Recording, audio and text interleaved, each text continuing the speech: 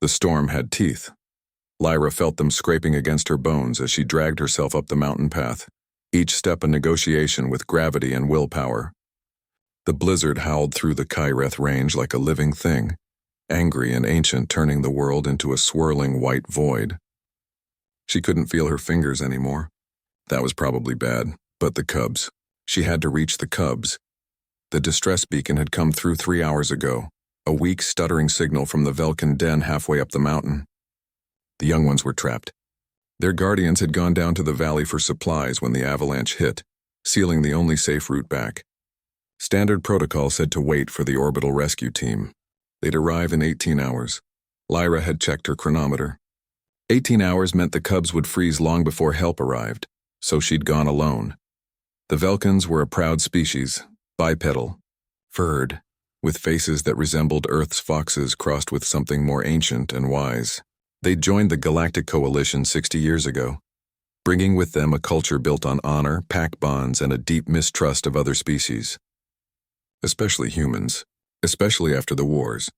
But Lyra was the only scout within 100 kilometers, and cubs were cubs regardless of politics. She stumbled, caught herself against a boulder that appeared ghost-like through the snow. Her thermal suit was top-tier, military grade, but even it had limits. The temperature had dropped to -40, and the wind made it feel like the universe itself was trying to scrub her from existence. Through the white chaos, she saw it, the den entrance, a dark mouth carved into the mountainside. She forced her legs to move, one foot, then another, almost there. Then her knee gave out. Lyra hit the ground hard, the impact driving the breath from her lungs. She tried to push herself up, but her arms trembled uselessly.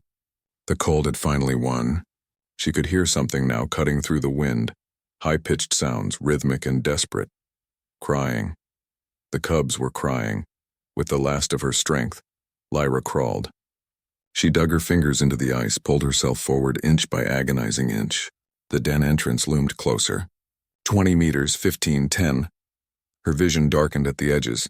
Her body was shutting down, conserving what little warmth remained. 5 meters. She reached out, her hand crossing the threshold of the den entrance, and then Lyra collapsed. Rin heard the sound first, a heavy thump that echoed differently from the wind's constant assault. She pressed her small, furred face against the den entrance's inner barrier. The transparent material fogged with frost and the breath of 12 frightened cubs huddled behind her. Something was there. Outside. "Stay back," Rin whispered to the younger ones. Though at 8 cycles old, she was barely older herself, but she was the eldest. That meant she was responsible. Through the foggy barrier she saw it, a shape, dark against the white. Too large to be a guardian, wrong shape for a mountain predator. And then she saw the suit, the distinctive orange and gray of Coalition rescue gear. Someone had come for them. "Help!" Rin screamed, pawing at the barrier release. "Help us, please!" The shape didn't move. Rin's claws found the emergency override, and the barrier hissed open. The wind roared in, bringing with it a wall of freezing air and snow. And there, collapsed half in and half out of the entrance, was a human. Rin had never seen a human in person before. Only in the history files, the war documentaries her parents thought she didn't watch.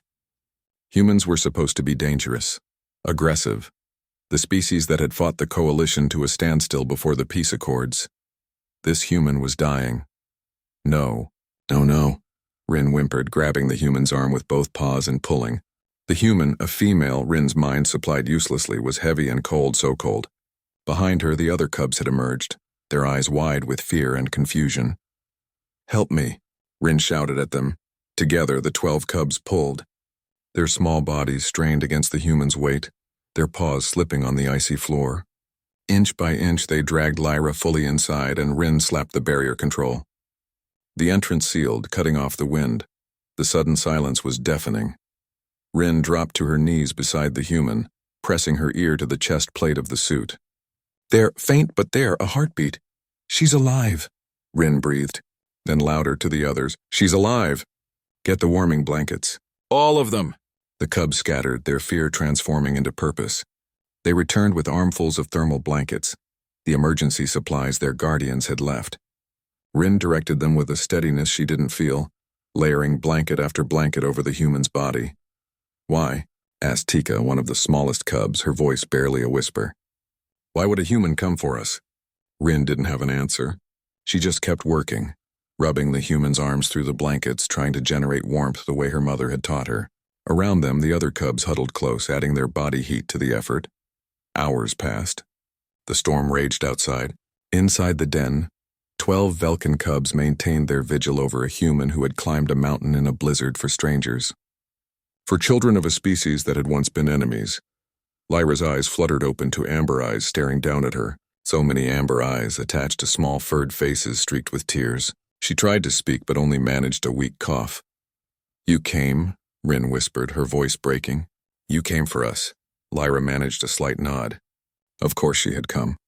They were cubs. Rin's face crumpled and she buried her muzzle against Lyra's shoulder. Around them, the other cubs joined in, their small bodies pressing close, their cries of relief echoing off the den walls. The sound carried through the mountain passes, a song of grief and gratitude that seemed to make the very peaks tremble. In that moment, wrapped in blankets and cubs, Lyra understood something profound. This was why humanity had fought so hard to join the coalition.